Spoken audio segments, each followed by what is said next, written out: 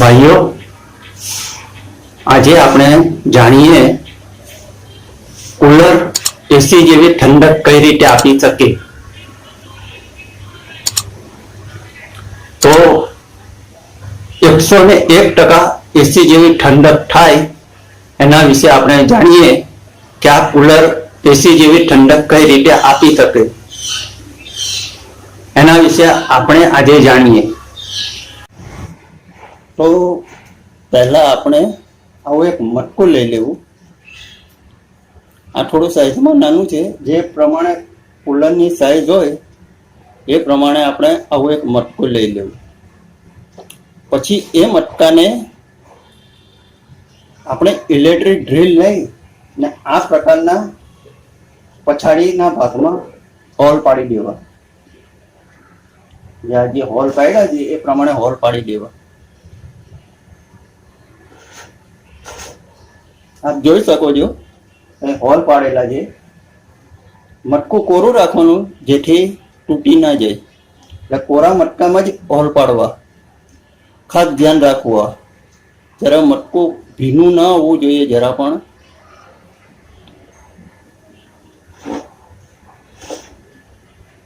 આ પ્રમાણે હોલ પાડવા. એ કઈ વચ્ચે પાડવો, બીજા આજુબાજુના ભાગમાં પાડવો.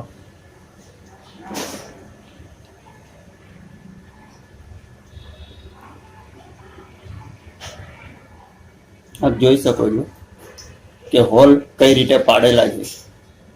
આપ ડ્રીલ મશીનના દ્વારા હોલ પાડી શકો છો.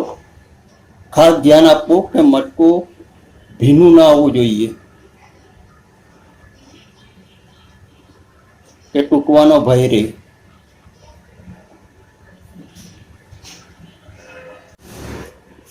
હવે કુલરને પાછળના ભાગથી આવી રીતે ખોલી નાખવું.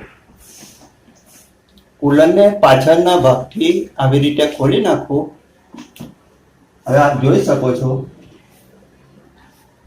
બરાબર.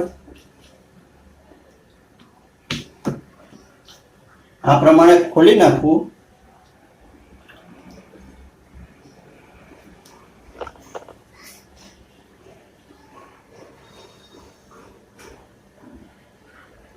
આપ અંદરનો ભાગ જોઈ શકો છો.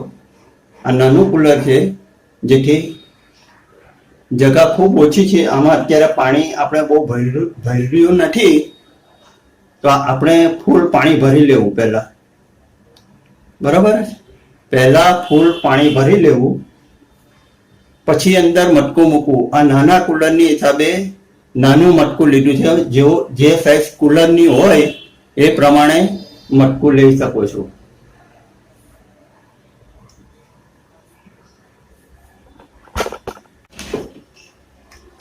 હવે આવી રીતે જે પાઇપ આવતી હોય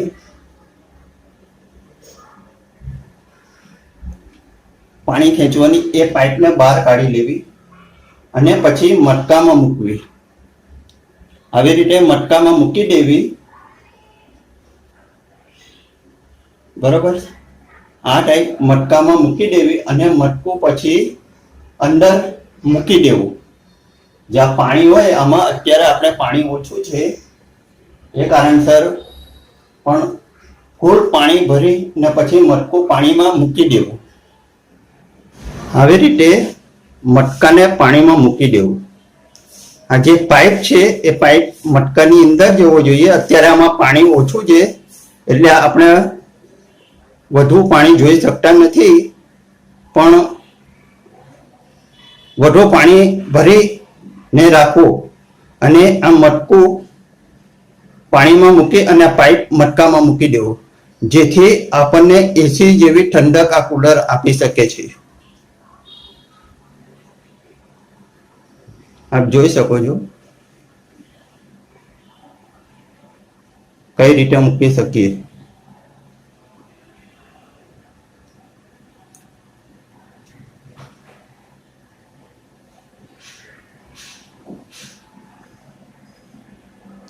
તો ભાઈઓ તથા મિત્રો, આ પ્રોસેસ કરવાથી આપણને એસી જેવી ઠંડક કુલર આપી શકે છે.